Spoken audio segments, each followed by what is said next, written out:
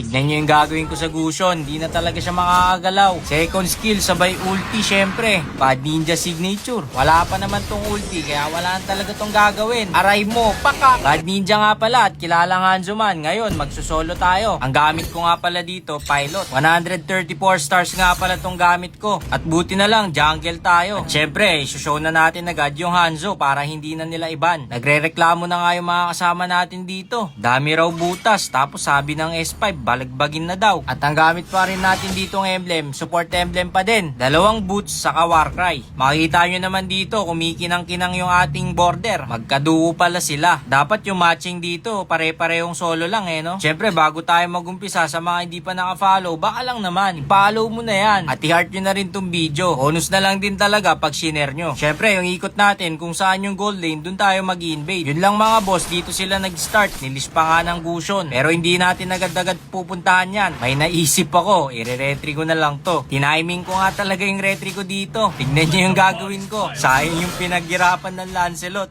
Paano? Wala yung Florin, hindi nag-check bush. At napag-good game na nga yung Lancelot dito. At pagkatapos ko nga i-clear lahat ng farm ko dito, syempre, ikot tayo sa taas. Sa mga nagtatanong kung bakit muna second skill bago ulti, para kasing may advantage yung second skill niya. Lalo na pag habulan or pag may hinahabol ka, kaysa maglakad ka, edi gamitin mo na lang yung second skill, di ba? Mukhang palong-palo nga tong Lancelot nila. Grabe ba naman mag-dash, oh? Sayang, hindi pa tumama yung second skill ko. At nabigyan din yung Yuzong natin. Syempre, out na tayo dyan at nakikita natin, pa-respawn na yung blue buff niya. Kaya ang gagawin natin dyan, pupuntahan na natin yan. Maatik na yan, mga bossing. Binigay ko na talaga yung turtle doon, pero sila, pinush pa rin nila. Ang mali ko doon, hindi ako nagsabi na magta-turtle ako. Kaya ang ginawa ko na lang, bumawi na lang talaga ako sa pag-farm. At kinat ko na nga pala. Pwede nga palang bigyan tong Florin nila at Gusion. Wala na ang kawala yung Florin nila. Saan ka pupunta? Wala ka nang kawala. Pakak! Solid talaga pag naka-early ka agad sa Hanzo. Pwedeng maging aggressive yung play mo. Pero importante pa din talaga, farm is the key talaga. Medyo makakasabay tayo dito dahil 4 minutes pa lang may golden staff na tayo. Wala nang ang mana yung Lancelot dito, kaya ang ginawa ko, hinabol ko talaga siya. At matik to, sa blue buff to pupunta. Medyo marunong din yung Lancelot nila Yun lang bossing, ang dami nila. Apat sila dito. Kung Sora, inaabangan pa yung katawan ko. Buti na lang kamo, nakuha ng alis yung blue buff ng Lancelot. At napitas ko pa nga yung Gusion. Bibigyan ba ako ng mga to? Takbo!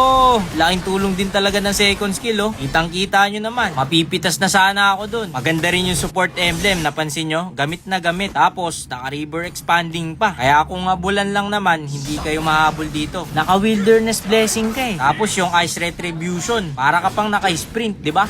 May natutunan na naman kayo Isang follow lang Tama pa nga pala ako nakatingin dito at nakita ko low na yung Masha. Kaya ang ginawa ko, bibigyan ko na to. Uy, isa pa to. Low rin din yung Sora. Akin na to. Wala na rin tong kawala. Yung Florin. Nakabubunta boss. Aray mo, pakak! Sobrang ganda talaga ng early natin dito. Kaya masisecure na natin yung turtle. Importante din talaga na may mapa ka. Para alam mo kung saan ka pupunta at kung sino din yung bibigyan nyo. Tama.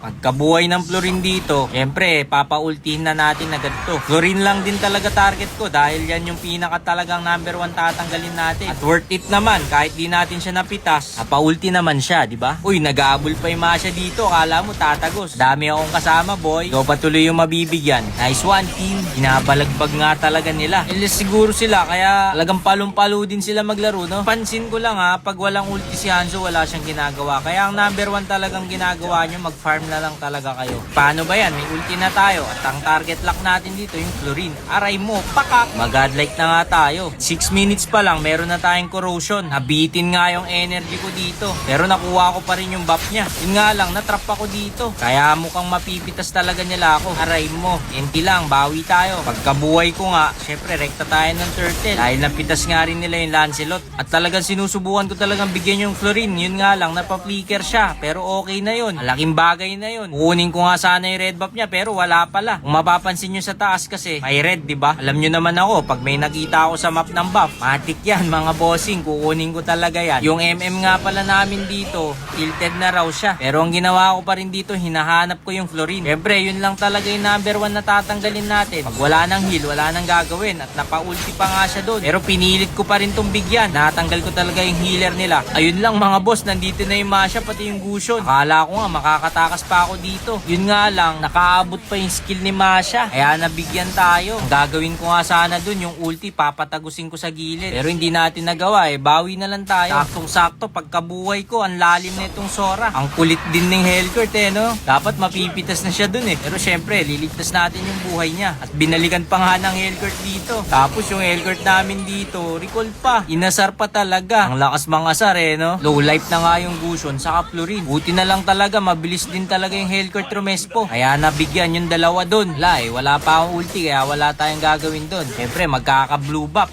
Di natin papalagpasin yan. Sayang yung Lancelot mabibigyan. Pero rekta na tayo ng Lord. Sisecure na namin yung Lord dito. 3 silang wala Alam nyo ba mga boss, sobrang hirap din talaga pala mag-solo, no? Ito, dito sa sitwasyon na to. Nakachamba lang din talaga ako sa mga kampi dito. Pero sa tutusin talaga, sobrang hirap talaga mag-solo, mga boss. Lalo na sa role, mahirap dyan. Pag hindi mo pa nakuha yung lane mo. Tapos off-roll ka pa, di ba? Talagang wala na, dun pa lang talo na. Tapos, pag solo sana, solo lang. Kasi, yung iba kasi, naka-trio, naka-duo. Unfair sa mga solo player, di ba? Meron communication. Tapos, ikaw, solo player ka lang na naglalaro ng normal.